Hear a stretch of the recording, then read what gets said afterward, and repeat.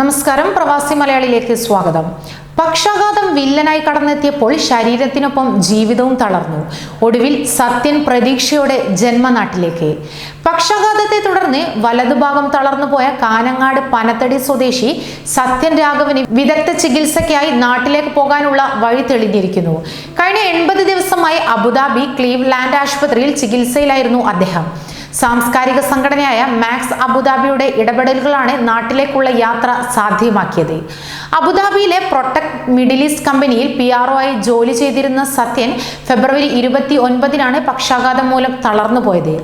Cleveland ആശുപത്രിയിൽ പ്രവേശിപ്പിച്ച സത്യൻ തലച്ചോറിലെ ശസ്ത്രക്രിയയ്ക്ക് ശേഷം അപകടനില തരണം ചെയ്തു. കണ്ണൂർ പരിയാരം മെഡിക്കൽ കോളേജിൽ വിദഗ്ധ ചികിത്സയും ഫിസിയോതെറാപ്പിയും ഉറപ്പായതിനു ശേഷമാണ് സത്യൻ നാട്ടിലേക്ക് മടങ്ങുന്നതെന്ന് സഹോദരി ഭർത്താവ് രാജു പറഞ്ഞു. മെയ് 23-ന് എയർ ഇന്ത്യ എക്സ്പ്രസിൽ അദ്ദേഹത്തെ നാട്ടിലേക്ക് കൊണ്ടുപോകും.